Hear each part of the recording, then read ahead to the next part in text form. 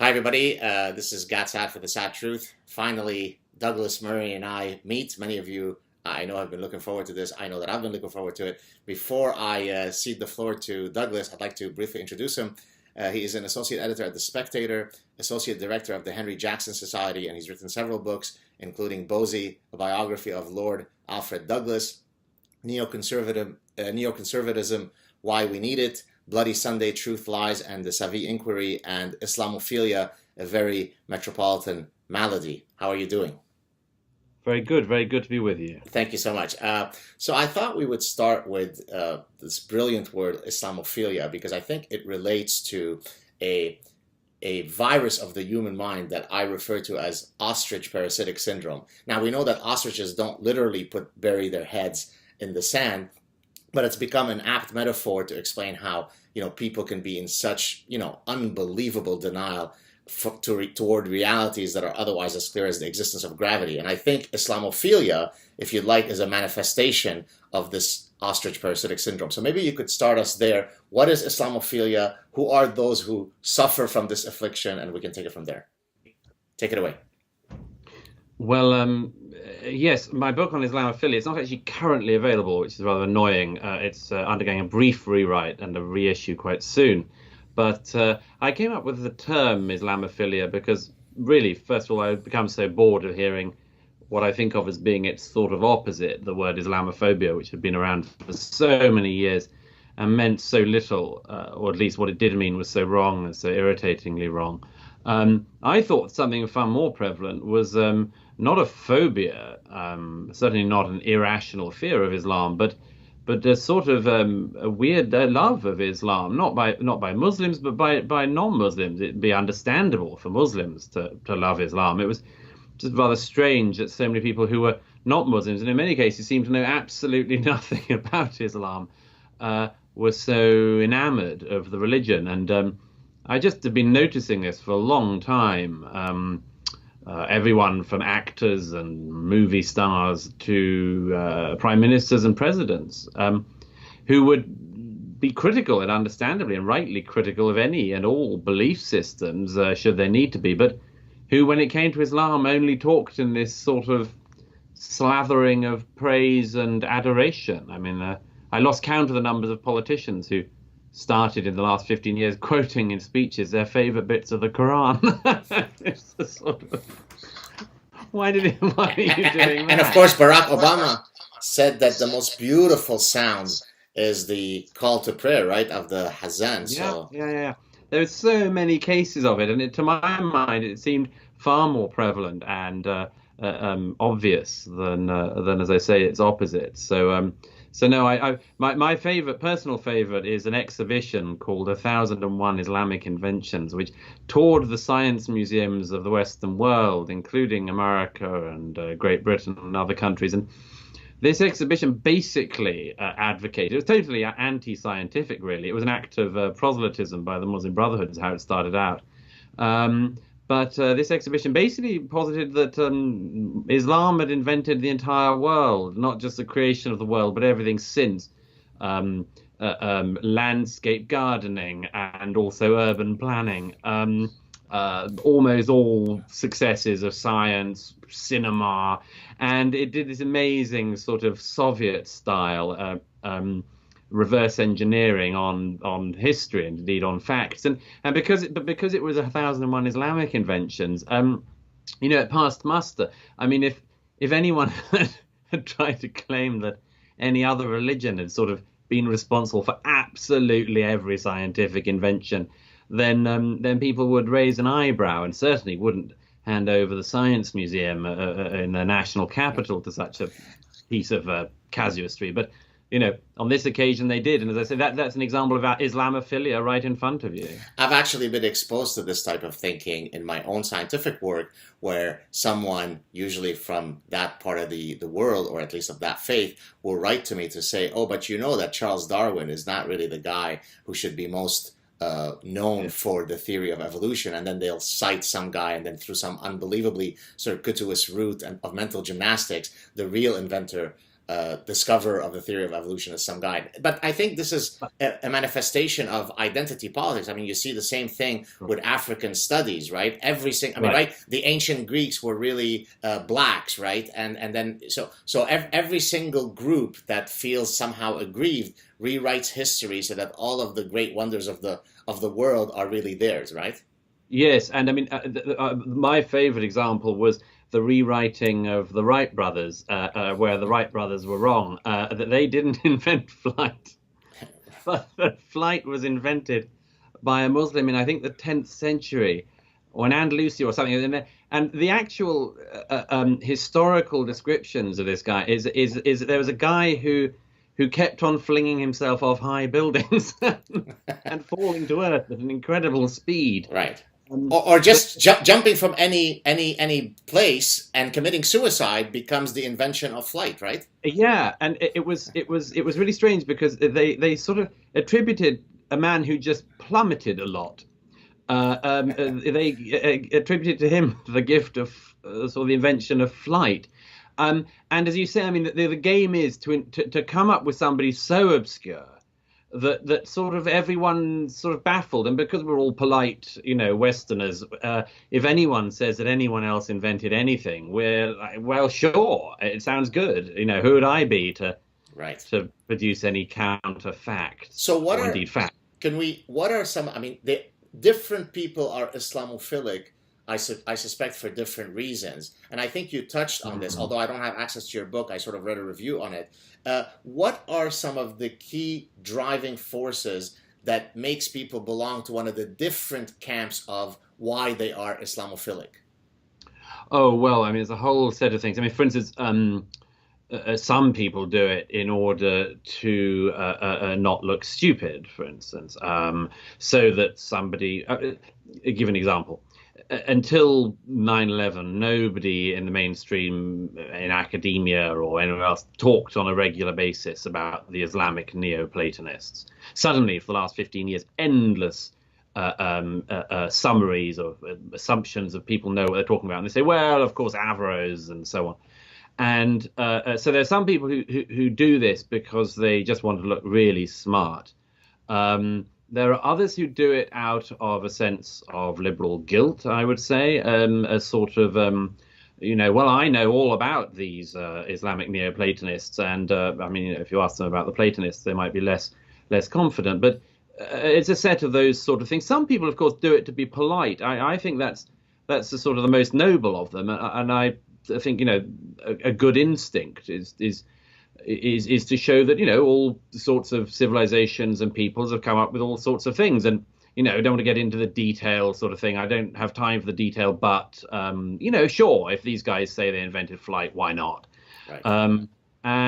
So it's a whole set of things, and I suppose the worst one is the people who just do it out of really a sense of self-hatred and self-distrust, which is, as the Swedish Prime Minister said a couple of years ago, only barbarism comes from here, and only good things come from outside. That instinct, which is they exoticize the other, right? Yes.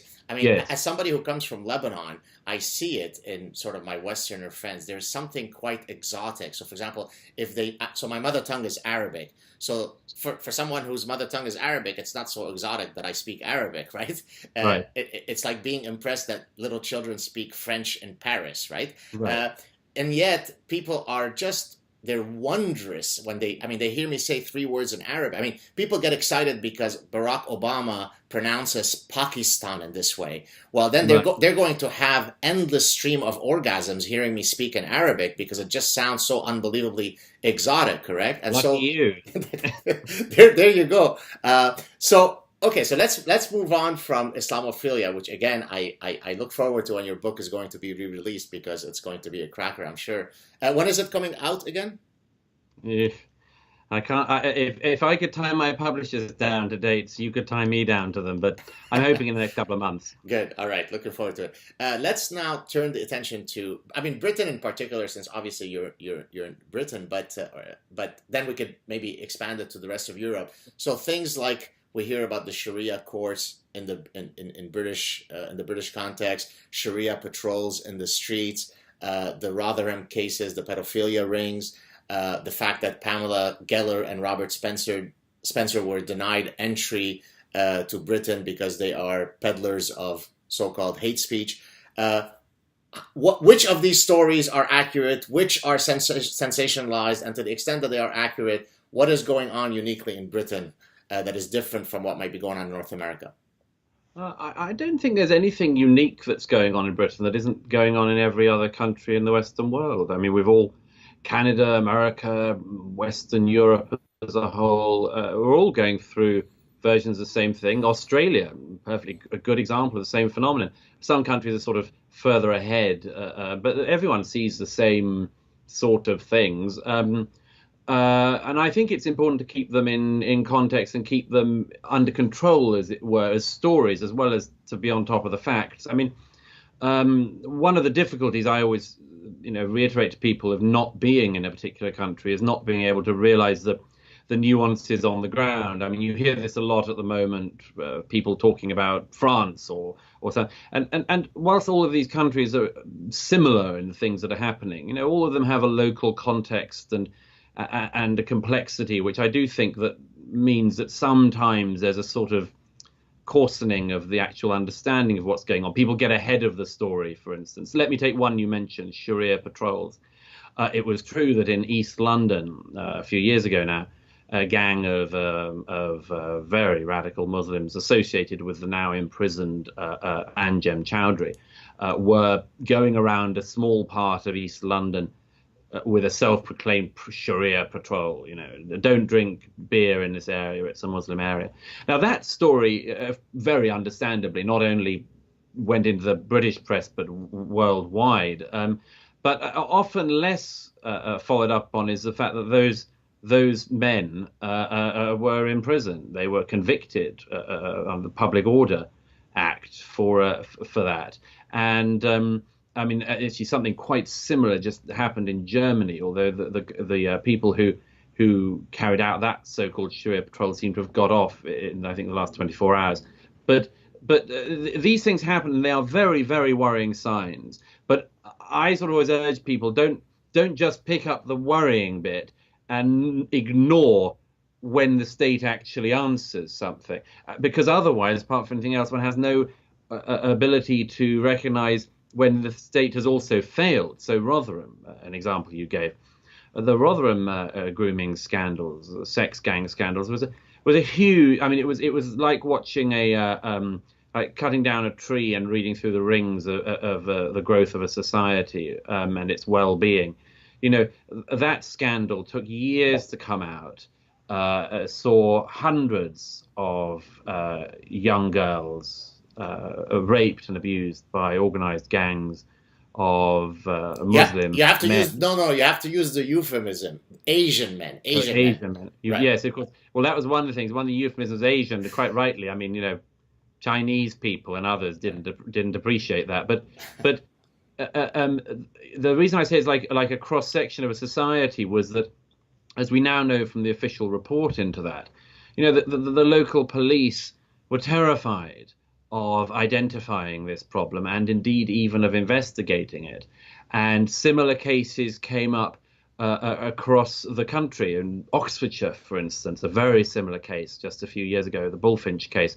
And it's the same story you see elsewhere. I mean, I can't help thinking that the similarities with what happened in Cologne on New Year's Eve last year, not just because of the attacks or because of the identity of the attackers, but because of the immediate instinct of the police to cover over what had happened, to try not to identify it, because identifying it was scarier than actually dealing with it. And that points to a pathology in our own societies, I'd say. But the same things happened in Sweden. The same things happened in other countries. It's that fear, and it is a very understandable thing on one level, and yet this understandable fear of generalizing about peoples or of tarring a whole community or a whole set of communities with this sort of crime actually meant that men got away with rape. And I think there are things in all of these stories that we can do very little about, and there are things we can do a lot about, and we can do a lot about making sure that civil society and the arms of the state, like the police, are not so browbeaten that they just can't even investigate the rape of a girl. Well, I mean, my original point about ostrich parasitic syndrome, I mean, is really apt here because it demonstrates how this is really a battle of ideas. I mean, as you probably know, there are many Islamic thinkers and Islamic leaders who've argued that the way that we, and now I'm speaking as one of them, we are going to conquer and defeat the West is through three ways: through using your miserable freedoms against you, through the womb of our women, right, through demographic realities, through fertility rate differences, and then through hijrah, through immigration, right? So these sort of three-pronged attacks are already dangerous, but then you add to that the cocktail of delusional thinking, of parasitized brains that are unable to even instigate a survival instinct to protect their values. Now you've got the perfect storm for what we're seeing in the West, right? I mean, typically throughout evolutionary history, you've got one group of men that want to get to the women of the other group of men,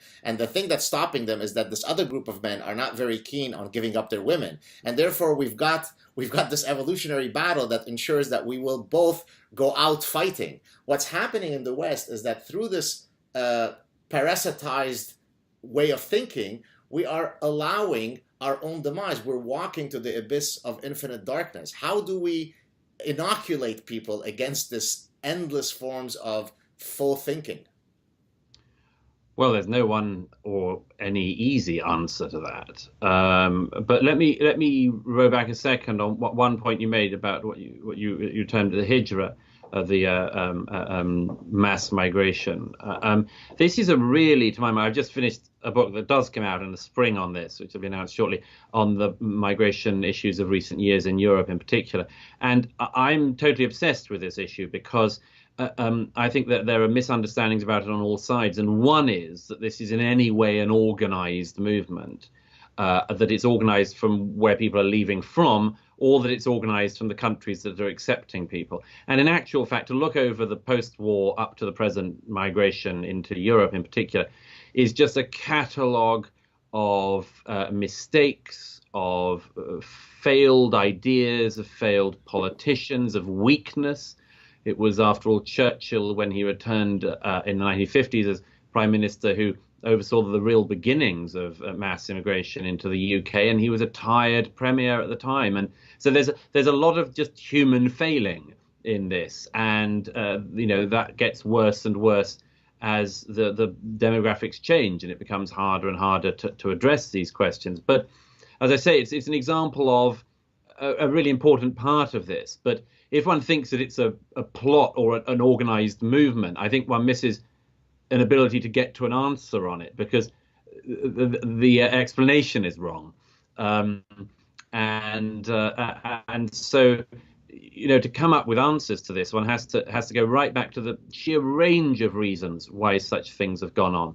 And, I mean, at a very, very basic level, I'd say that goes from instinctive inherited guilt and a conscience in the West, a sense of history, a sense of liberal humanitarianism, a sense of tiredness, a sense of civilizational ennui, and a whole set of other things, none of which are able to be solved easily, in part because they are actually virtues. I mean, this is one of the problems we always come to. Why is the West so hung over with guilt? Well, partly it's because we know about history and our own history, and who would actually regret that? We wouldn't want to become people who didn't remember history. So I just think that the thing one can do is to get the thinking correct at any rate. I mean, that's why it's worth writing and worth speaking and worth debating these days, is to try to get the thinking correct, not just the analysis, but but you know, and I think increasingly these days that there's a lot of weird sort of party line and, you know, very rigid doctrinal thinking on things, which isn't needed. I mean, these things are very, very complex, but the fact that they're complex doesn't mean that there aren't answers. So in my next book, if I can plug my own book, I will If you be. can't on your own podcast, Yeah, when what's can the you? point exactly? Right now, the tentative title is "Death of the West by a Thousand Cuts." Right. The idea is that every small cut is not fatal, but then add them together, then you die.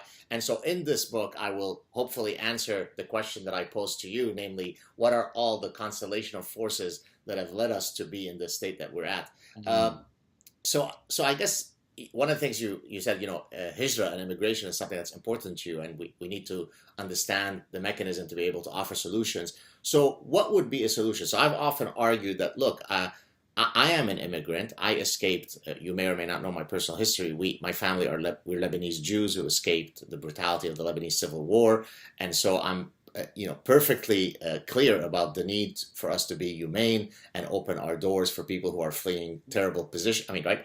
I come from that reality, but on the other hand, I also recognize that not all people who might wish to come to your home as a visitor or as a permanent house member are going to be equally likely to share your values, equally likely to integrate and to assimilate. Yeah. And so somewhere between let's shut the border to everybody and let's open the border to everybody is where nuanced thinking people live. And so how do we strike that balance? Yeah. How do we have that conversation?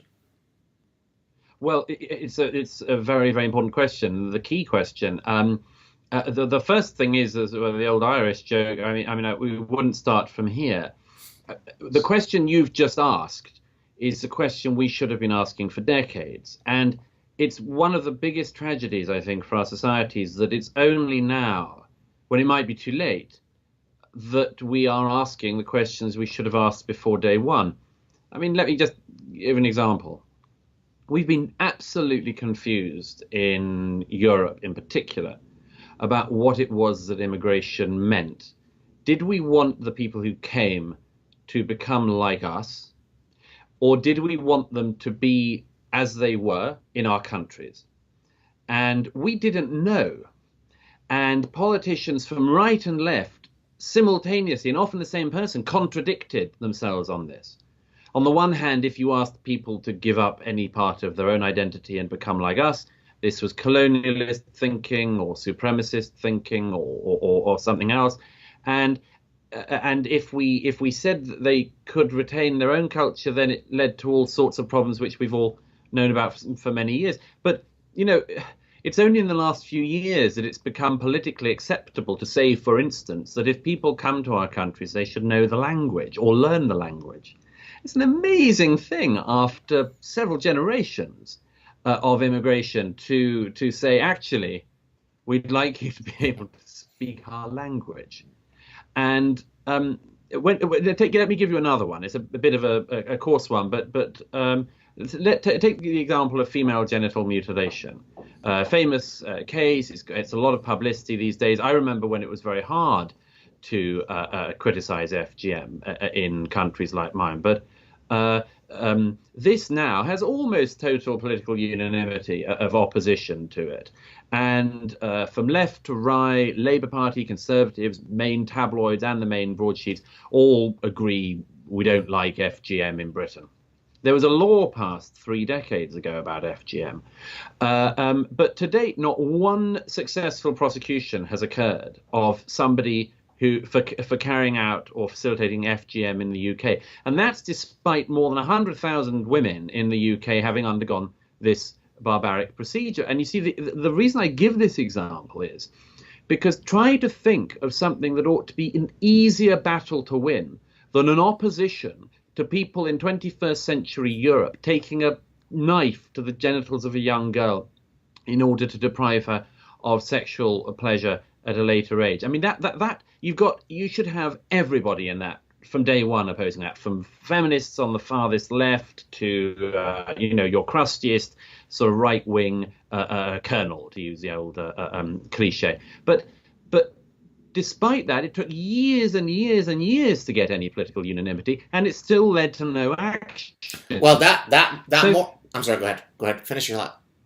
no, no. So I mean, just that augurs incredibly ill for the years ahead. Because I mean, what about the harder things? I mean, no wonder we're struggling with things like Sharia courts and Sharia councils when we're only just there on agreeing that you shouldn't mutilate young girls' genitalia. Right. Well, I mean, that moral blindness stems, and I think you're aware of this, but maybe some of our viewers might not be. It stems really from sort of a two-pronged monster, related monsters, cultural relativism, right? I mean, who are we to judge the practices and Yeah. ethical systems of others? And then associated to that is the political philosophy of multiculturalism, which, of course, the granddaddy of this movement, at least in Canada, is the dad of our current castrato-in-chief, hair boy Justin Trudeau, snowboarder Justin Trudeau, who, by the way, when he was sitting in Parliament, this is before he became Prime Minister, somebody had spoken about many of these practices, honor killings and child brides and female genital mutilations, and had described them using, I think, the word barbaric. And the castrato-in-chief was unbelievably upset that we would use such an offensive word, right? So he wasn't offended or upset by the practices. Rather, he was offended that we would label these as barbaric. Then later he tried to, of course, temper that position when he realized that people were upset by his position. Yeah. So the fact that somebody could even need to be taught what is the correct position, that it's okay to call it barbaric, is a real problem, right? But absolutely, but I mean, and I couldn't agree more. But they go back to the initial point I made that we didn't think any of this through, and one sees why we're in this mess again. I mean, there are people who think that all this is happening because somebody planned it, or it was all. It's just nobody thought about this. You can see this if you look through any Western country's views on immigration. Nobody expected it to happen. In her 2010 speech that was called "The Multiculturalism Has Failed" or "The Multiculti Has Failed" speech, Angela Merkel said, we've got to admit what we didn't expect to happen. And she said then in 2010, we thought the guest workers, the people who came to Germany from the 50s onwards, we thought that they would go home. Now, I mean, it's a terribly big mistake to make, to import hundreds of thousands of people under the assumption that they were going to come for a brief time and then go back to Turkey or Morocco or wherever. And it took decades to admit that we were wrong in that expectation. And every single step of that way, our political leaders, as I say, I don't think through particularly nefarious reasons or anything, but through incompetence and blind optimism. And I think, by the way, as the philosopher Roger Scruton often says, people forget the enormous damage that can be done by optimists. Right. They because of all of these things, they just didn't think it through. And we're left now, Justin Trudeau is left, and everyone else is left, trying to work a way through this. And there is no easy answer to it, because they've just set us up with this huge conundrum. We're asking questions long after the facts have happened. But notwithstanding the fact that people might be rosy thinkers and optimists, as you said, I mean, you'd like to think that these folks ultimately, while they're not all Isaac Newton and Charles Darwin, they have sufficiently functioning brains that they're able to react to incoming information that is, again, as clear as the existence of gravity. So someone like Merkel, who, as you said, gave that speech in 2010 and then moved down a trajectory, and now she's pretty much still doubling down on some of her positions. So, I mean, is it just the ugly manifestation of one of the 7 deadly sins of pride, which is I will never admit to being wrong? Is that simply, could that be the answer that explains why someone is so impervious to any environmental input that should otherwise alter your thinking? What's going on? Why are they not reacting to what they're seeing in the trenches? It must have something to do with that, the pride issue on an individual level. And I mean, when you made a mistake as big as the one I think Angela Merkel made in 2015, you can't suddenly in 2016 or 2017 say, oops, and one can't expect her to. But there's a whole set of things really here, because if you take any of these really large questions like demographics and immigration and so on. I think the most obvious explanation is that it is just enormously tempting to leave it to your successors to deal with. This has been the case, I think, throughout the decades of mass immigration, is that it's such a big issue. And there are issues like this in politics where everyone puts them aside or delays them, kicks them into the long grass because the issue is just too big for an individual to deal with, certainly during this parliament or during this, presidential cycle or whatever. So they just put it off for successors to deal with. And what's so wicked about that, of course, is that it just gets harder and harder and less likely that any successor is going to be able to deal with that in a decent way. And that's one of my big fears at the moment, is that the left and the right, the whole political mainstream, just has kept on failing, and now is surprised that people with sometimes quite radical and sometimes quite unpleasant answers and often very unpleasant backgrounds or from very unpleasant movements are doing so well. And you think, well, if the mainstream hadn't have mucked up so badly and so visibly for so many years, things would be different. But you mucked up. Right. So are you including amongst examples of those people President-elect Donald Trump as somebody who has bad ideas and so on? Or what's your views on his election, both in terms of the forces that led to him being elected, and what's your personal view? Did you prefer him to Clinton, or what's the situation? Well, I wouldn't particularly include him in that. There are things I would agree with that he has said, and there's things I very much disagree with. I don't have to be a supporter of anyone, let alone being a British citizen, or British subject, I should say. But look, the thing with Trump is that he's not my ideal president. I wrote about him in the course of the campaign a little. For my taste, I've found that the coarsening of the American political debate, which the left had set running, but which I'd wish that the Republicans hadn't have also fallen into, it isn't particularly to my taste. As I say, I don't have to endorse it. It wouldn't matter if I did any particular candidate. But my own view is that having expected, I think, like a lot of people, having expected Hillary Clinton to win, at least the next 4 years aren't going to be boring, which they certainly were going to be under her. We knew exactly what we were going to get with her, and we don't quite know what we're going to get with President-elect Trump. My own view is that, broadly speaking, he's acted as a sort of corrective force in some way. Whether it's a correction to the good or not, I don't know. I find myself in the very strange position of feeling terribly sort of middle of the road, indeed wet, compared to some of the things that certainly on the campaign trail Donald Trump suggested. And I suppose we'll see what he does on some of them. But I tell you, one thing that does strike me on this is that it's a lot of people have said this, but it does seem really clear now that that era of name calling that people tried on him and they tried on other people during the Brexit referendum and others, sort of isn't working. And whatever else one feels about Trump or Clinton or the recent election, I think it's only to be celebrated that the people who threw every imaginable insult of every type of phobia and misogyny and homophobia and Islamophobia and racism and everything else have just lost again, because those people really had it coming. And I was so moved when I saw Bill Maher a few days before the election on his show in the US saying, look, we said Romney was a misogynist, racist, and he wasn't. We cried wolf. We said the same thing about John McCain, and actually he's a decent guy, and we shouldn't have said that. But this one really is a misogynist, racist, homophobic, Islamophobic, etc., etc., and he's also a fascist. Well, we'll see. I don't think he's any of those things. And it's just so striking that the people who did all the name calling must have at least started to realize maybe we can't do that anymore. Maybe it doesn't work. Maybe people see through it. And it is a great relief if they do. Right. Here's some anecdotal evidence. And I actually tweeted about this, I think maybe yesterday. I basically said it's been 2 weeks since Trump's victory. Number of faux liberals who have engaged in introspection, zero.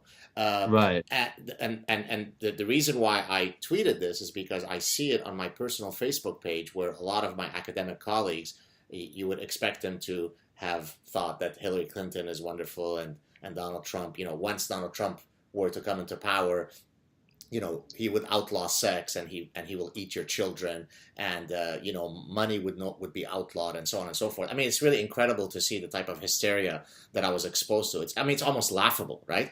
And Yes. and the reality is that I've seen no evidence that anyone has engaged in the type of introspection that you and I might expect of otherwise clear thinking people in terms of this idea of always feather and tarring everybody as being a racist Sure. and Islamophobe But doesn't work. They are not. They're doubling down. Most of the but don't you comment. think? Yeah, go I ahead. mean, but don't you, I agree. I mean, they seem to be for the time being. But I mean, one observation I'd make is that in politics, I mean, people shift very slowly. Um, I think it's probably like, in a marriage. I mean, if one party is wrong, they very rarely say, "I'm sorry, darling, I was wrong about that." They tend to, let it slide and then pretend they thought something else all along. I mean, this is how people actually change their minds. They very rarely do they say, "Oh my gosh, I've got it. You were right." They move very slowly, and I suspect that a lot of those people, you're right, a lot of them will double down, hunker down for the duration. A lot of others will realize slowly, maybe, that this isn't the way to do things. And there's one particular thought, if I may say, which is just very striking to me on this, that the America in particular and American colleges and universities in particular have made such fools of themselves in recent years, and they've made fools of themselves in front of the whole world. And I think if there's one thing, again, I don't have much hope it'll happen, but it could happen. One thing that would come from this election in America, like the referendum in the UK and other events of recent years, would just be that people have to stop only speaking to people who agree with them. I mean, it's a maddening thing. It's one of the reasons, by the way, again, I mean, why I wasn't wild about Trump on the trail. I didn't, as I say, I don't like the form of discourse and debate which he engaged in, albeit it was obviously very successful. But I just think that people who I disagree with in politics, I have all sorts of explanations for why they do things. I try to speak to them. I try to understand where they're coming from, and crucially, I don't always go in assuming that they've got malignant motives.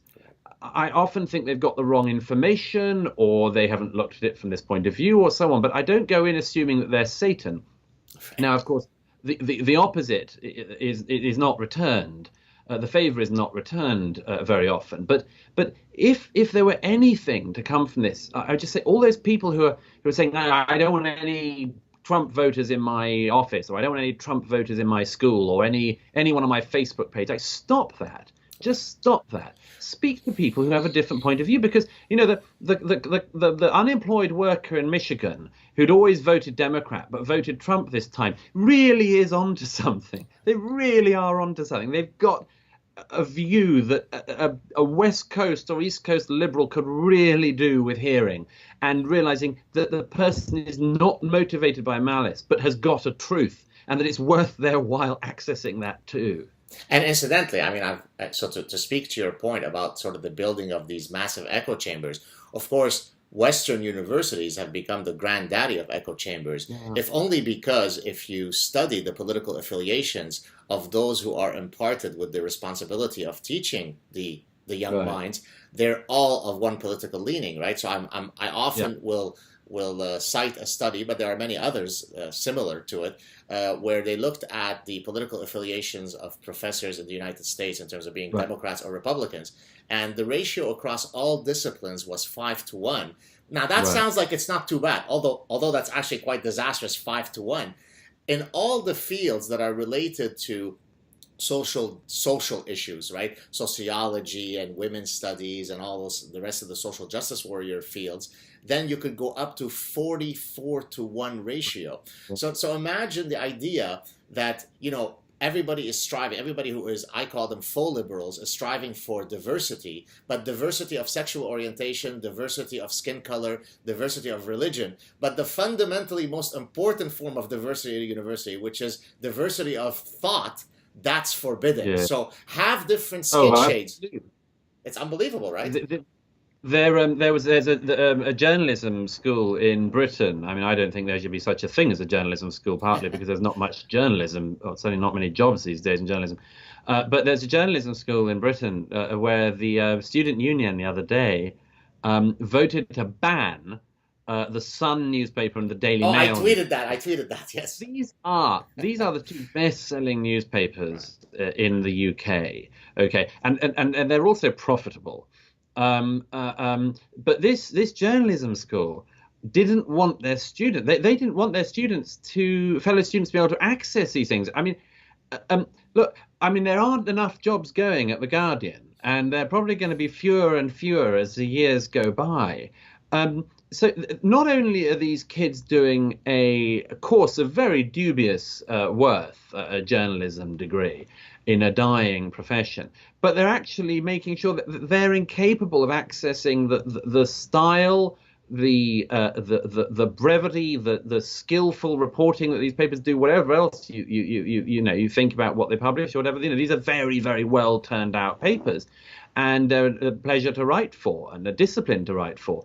But this school would be turning out people who can't get those jobs because they've sort of cut themselves off from it. I mean, it's insane. And I mean, the one really hopeful thing is, of course, is that these movements move on, as it were, because they realize that the people they produce aren't employable. Right. I mean, literally unemployable students. You did a not very useful degree, and you didn't do it very well. And I mean, maybe the market will assert itself.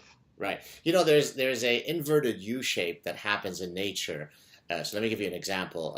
Perfectionism. If you don't have enough of it, then you don't take your work very seriously. You don't have any attention to details. On the other hand, if you're too much of a perfectionist, then you are stuck in an infinite loop of checking to make sure that every single comma is in its place. So somewhere between these two extremes is a healthy level of perfectionism. So a similar argument, I think, could be made for some of these originally, laudable so-called liberal ideas. And I say so-called because, frankly, they're no longer liberal, right? So up to a certain point, being empathetic towards others and, trying to be nice and politically correct is not. But then once you pass that inflection point, then it all goes to hell. And my feeling is, on a collective level, we've hit that point. And the fact that Brexit has come along, the fact that Donald Trump has come along, that is demonstrating that reality at the aggregate level. What do you think of that? Absolutely.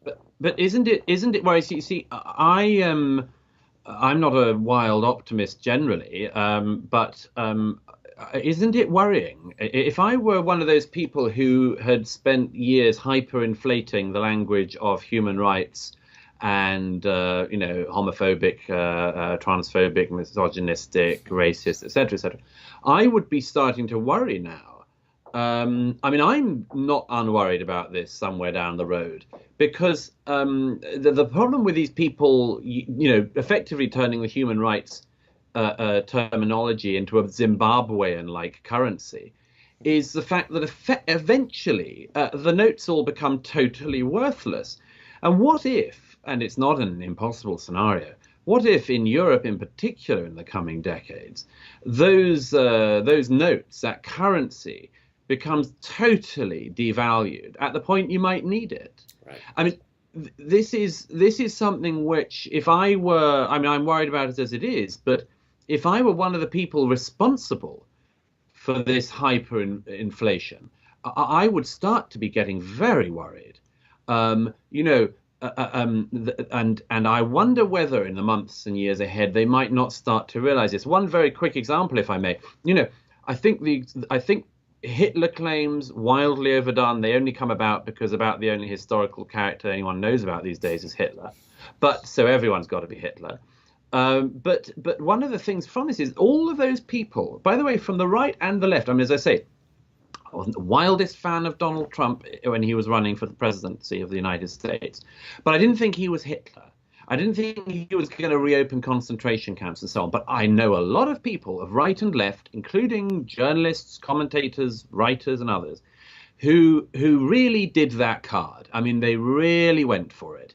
Donald Trump is the new Hitler, or at very least the new Mussolini. And they were talking seriously about a Trump presidency bringing about basically the opening of concentration camps in the US. You know, we're going to have to flee. We're literally going to have to flee. Well, I ask as a totally serious question to those people, why haven't you left? Why haven't you gone to Canada? Because if I were somebody who honestly thought that my country had just been taken over by Hitler, then I would leave and get my family out. Right. If I think these people should have so much shame for having done this. They have played the biggest card you could play. They have given the biggest siren call you could possibly, early warning call that you could possibly give. And they're sitting in New York. I've actually, if I may interject, I've actually pathologized this particular condition. So, and some of my viewers have already heard me speak about this, but you may have not, so it's worth me mentioning it again. So there's a disorder, a psychiatric disorder known as Munchausen syndrome, right? Where you feign a medical emergency to then garner sympathy. I think a lot of the people who were exhibiting this kind of bullshit, I am so afraid, I'm afraid to go out and buy tomatoes because Donald Trump said something nasty about a woman. Therefore, they've set up, gang rape centers on the street corners, and I'm afraid to go out. They are actually engaging in this Munchausen. It's a collective Munchausen, right? And the way that I got back at them, and that's one of the powerful things that I can do given my personal history, is that few people score as high on oppression points as I do, given my reality. And so I say, for all those of you who are feeling such existential angst, I wish you would have lived 5 minutes of my life in Lebanon. And guess what? Nobody comes back at me because they really can't fight it, right? You're sitting in your pretty privileged life, truly privileged life at Wellesley College outside of Boston. You've never but you're so afraid to go purchase tomatoes because Mussolini is coming to power. Come live in Lebanon where I fled, right? Absolutely. And, also, I mean, it's worth going through this for a moment. As I say, I mean, just as a journalist, as somebody who cares about facts, this is worth going through. I read about this a little while ago about the accusation of homophobia against Donald Trump. I said, look, show me the evidence that Donald Trump is a homophobe.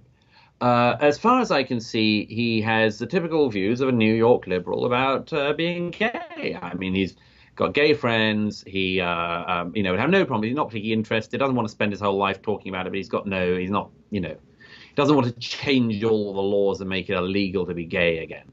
And yet there are all these people who are pretending that the election of Donald Trump was going to lead to, I mean, that's what the Hamilton stuff against Pence was about as well. That the election of Donald Trump to the presidency was going to lead to the recriminalizing of homosexuality in the United States. Take another one. That tape, again, it was ugly behavior, but the tape from 11 years ago of Donald Trump boasting about what you could do if you're a famous guy and, and so on and so forth. Ugly talk.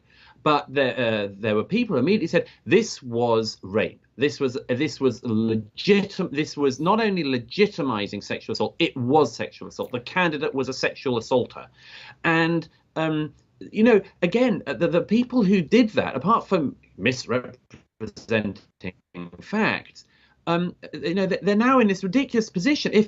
If the commander in chief is what you said he was, why, I think these people are going to have to row back. As you say, I think you're right. They'll double down for a bit, but they've got to row back, haven't they? I mean, the claim that he's a racist and that he said all Mexicans are rapists, which again, just go back to what he actually said. You might not like it, it's kind of ugly, but he didn't say all Mexicans are rapists. And so all of these accusations are sort of based on a bogus thing, and they lead to a bogus response. And all these people, if I have a final thought on this, if I may, all these people who do this about, literally shaking or actually crying hashtags and all this. I mean, people who actually go on YouTube to show themselves actually crying and shaking. And they're not being serious. These are not serious people. They can't be. They are performing, as you say. As a And Canadian, by the way, I'm very happy that all those guys, including Michael Moore, did not move to Canada, just as a side thought. although, of course, in Canada, you have one of the things that the left in America clearly desires most, which is her hereditary left-wing leadership. That is true. That is true. So a couple of more points, and then I'll let you go. But of course, I could keep you here for another 5 hours. We have so many things to talk about. We'll have to do it again. Coming back to Islam. So one of the things that some of the folks are trying to do to sort of try to solve this problem is to argue that there is an opportunity to reform Islam in a way that renders it compatible with Western secular liberal democracies. One of whom is a British guy that you know. As a matter of fact, when I first heard of you was, I think, in 2010 when you had an Intelligence Squared debate, you and Ayaan Hirsi Ali on one hand, and then Khan and Nawaz. So you were arguing about whether Islam is a religion of peace or not, and that's where I'd originally had gotten the pleasure of knowing about you. What are your thoughts on these types of piecemeal approaches to reformation, wherein you take each of the elements in the Sirah and the Quran and the Hadith, and you say, no, this is really what's meant, this is how we could reinterpret it? I think maybe just from my tone, you might get a sense of what I think of it, but maybe you could tell me what your thoughts are on this and whether it's a feasible and worthwhile project. Well, first things first, I think one of the most regrettable things since 9/11 has been the fact that we've all ended up going at the speed of Islam in theological discussion, in societal discussion, in moral discussion.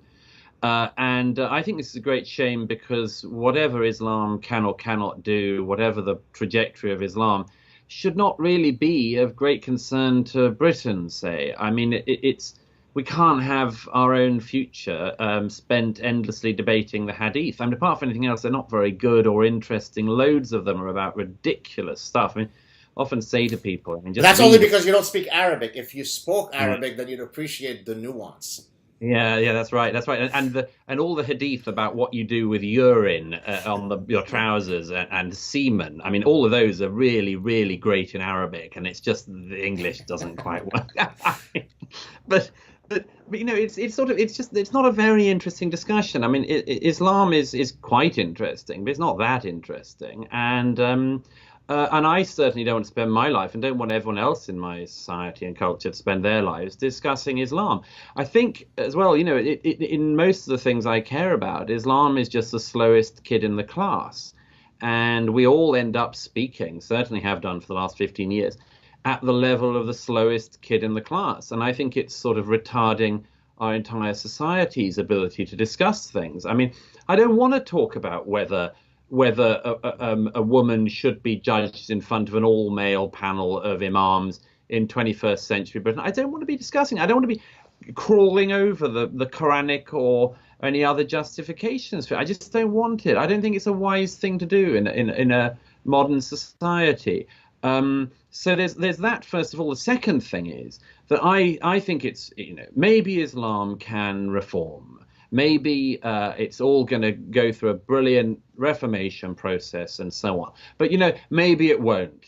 And I, for one, don't want my society's future to be predicated on a bet which is likely to be lost. I'd love it if the reformers, and I know, many reformists are Muslims, and, and I wish them well. I really do. I want them to win. But, the history of Islam, as you well know, is that those guys often end up just all being killed, and the literalists win. And, I think that's a tragedy for Islam, but it's not my tragedy. It's not my society. It's not my culture, not my religion. And, whilst wishing them well, I just don't want American society or British or Western European societies to be caught up in that. And I think that is what is happening as we speak. It's what's happening in our societies, as well as speaking at the level of the slowest kid in the class. We're all talking that language. We're all, every ethical discussion, every scientific discussion is becoming, tainted with this. And, all the artistic discussion. I mean, I'm very keen that people know about a lot about other cultures. I'm very keen for that. I like to, do it myself. I'm not a nativist sort of. I don't, I think that only only British food and British literature and British, and yeah, I don't think that. I think the world is very, very interesting, but I don't want the entire world's future to be spent discussing Islam. And it just worries me enormously that that is what is happening. But then here's the And problem. Sorry to interject. If even though you may not be interested in Islam, Islam is mortally interested in you, uh, and therefore, absolutely. as the demographic realities change in the West, we can't simply say, you know what, we've had enough of discussing Islam. No, So there is going to be a head. Point at fork in the road, and so the question is, how do we handle that? Some, for example, have argued, right. and I actually raised this with Andrew McCarthy, who was a guest on my show. He was one of the federal prosecutors of the first I know that. 9/11. Yeah. You know who he is.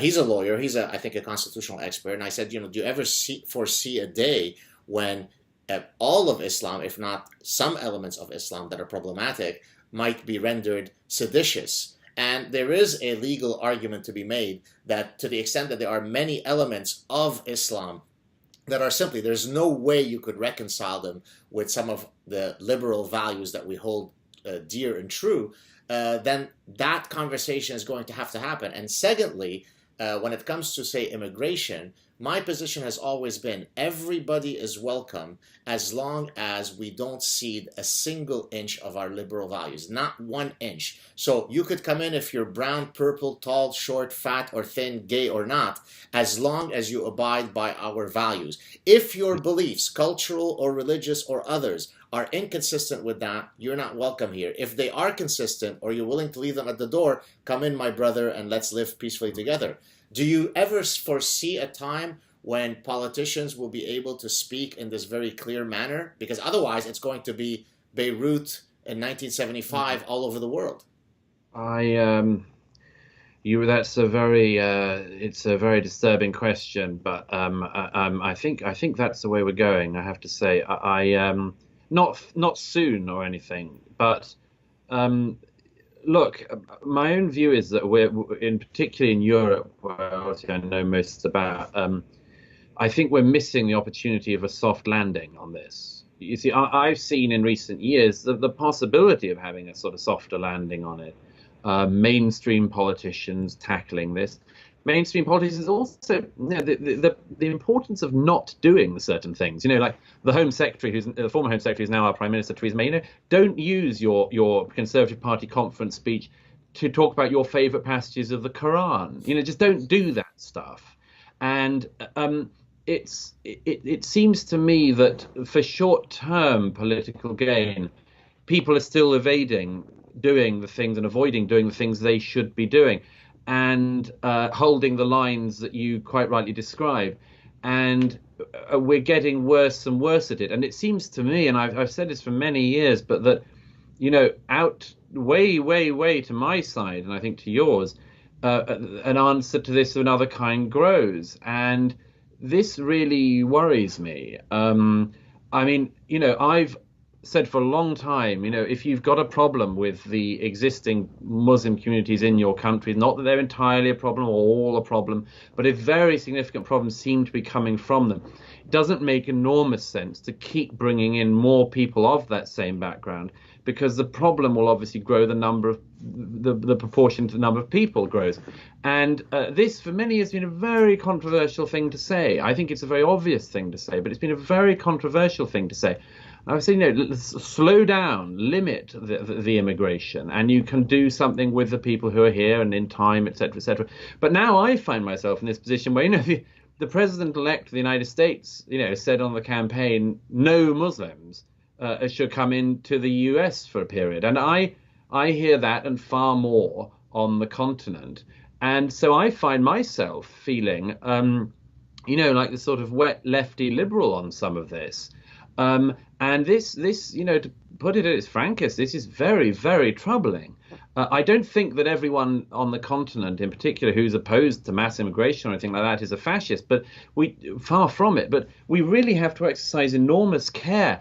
And I think because of the name calling and the lack of care and the cowardice and a whole set of other things, we're leaving this job to be done by people that we would not want to do it. And as I say, it's a hard landing will be the only resulting possibility, and that should trouble everybody. I hear you. Last question. Uh, you obviously have the unique personhood that allows you to speak openly and candidly about things that most people are afraid to talk about. And if I dare include myself in that group, and there are a few others, yet most people are not made of that particular cloth, either because they're not sufficiently well informed, or they are well informed, but they suffer from what I call the eighth deadly sin of cowardice. What is some advice that you could give? Because I receive many emails, and undoubtedly you do, where people say, look, I've been inspired by watching your chat with Douglas Murray. I'd like to get involved. I'd like to contribute in my small way to the battle of ideas. What are some recipes that you could offer in terms of how people can get engaged in this discussion? Well, I think anyone who's sort of listening in any way is obviously engaged already. I mean, anyone who's interested in reading what some of us write or listening to what some of us say and so on is obviously already engaged. It's not terribly easy to answer this question. I mean, it's much easier to diagnose problems than it is to propose solutions to them. I'm not a politician, so and by the way, for my sake, that's an advantage. I mean, I can say whatever I like. But I do think that the only answers that exist here, there are no new answers to this. The only answers that exist are ones that have already been there. That people should. I mean, this is an obvious thing to say, but if you're concerned about politics, join a political party or join the party that is most similar to your views, and argue your views within that party. If I thought of there's a weird thing that's happening in the world of multimedia and the internet and everything, which is that, as PJ O'Rourke once said, everyone, I've quoted it many times, everyone wants to save the world, but no one will help mom do the dishes. I think people should act locally rather than globally. Look after what's around you. Look after the ones close to you. Influence and speak with the people you come across. All of that. I mean, far more important than starting a blog is speaking to the person standing beside you.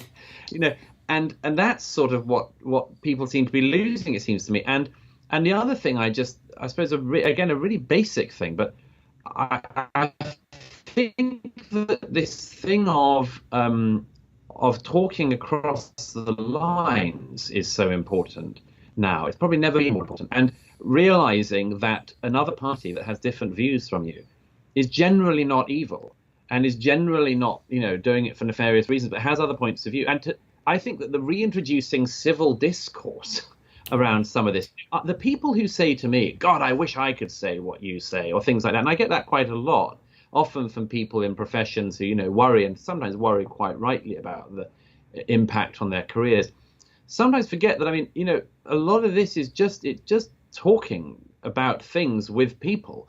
And to my mind, just defanging the whole area. I mean, people say to me quite often, God, I've thought of doing this, but I'm really worried about saying that. And, and I always say to people, well, we'll say it, or have that conversation, or write that, and most of the time, nothing happens. It's absolutely fine. I think we've internalized a sort of fear in our societies, which we should just shrug off. I mean, there is no reason why we can't say what we think about religion or about politics, and just to have the discussion as we've been having this last hour, to have a discussion freely and without fear and without, thinking we're going to be Kalashnikoved at any moment. Just that's normal. This is normal. I want to build on what you said, and then we'll wrap it up, because I've got a great personal anecdote that speaks to that fear that people have internalized, which results in them engaging in the dreadful reality of self-censorship, right? So when we moved from Lebanon to Canada, and my mother and I would speak sometimes on the phone, she would speak in code because she still had the reflex that there might be the mukhabarat, the sort of the secret Right. service of Syria listening in. And we had to remind her that, no, mom, don't worry, we're now in Montreal, Canada, right? And so this internalized fear becomes, if you like, a form of paranoia where you can't shut it off. And so, to your point, most people overestimate the Yes. amount of damage that might happen to them. Of course, there are threats. Look, I take great personal and professional risks for being outspoken. But yet, in my reality, I fear more my own moral guilt if I don't speak out, right? So in my case, I've done the calculus, and not speaking out is a worse reality than speaking Yes. out and facing the consequences. And so I think if everybody were to sort of move along that calculus, and as you said, locally, just chat on Facebook, right? Somebody says Yes. something that you disagree with, don't be afraid, don't self-censor. Already that will change the zeitgeist that we are Yeah. experiencing, correct? Absolutely. And also, I mean, who would want to be lying on their deathbed and think, well, I think I got through that okay. Right, beautiful. Any last plugs that you'd like to plug right now? I know your Um, forthcoming book. Anything else that you'd like to share with us that's not public yet? yeah, my new book comes out in the spring with Bloomsbury Publishers, and I'd love to chat again then. And we otherwise people can read my blog at the Spectator magazine in the UK, spectator.co.uk, where I write about a lot of things, including things we've been talking about. And yeah, otherwise, very much look forward to hearing from your readers, and I doubtless will hear from many of them. I'm on Twitter as well. What's my Twitter? At Something. Douglas K. Murray. Exactly. I will put it in the descriptor. You are a true delight and a true gentleman. Absolute pleasure chatting with you. Stay on the line for a second. Thank you so much for coming on, Douglas. It's a pleasure.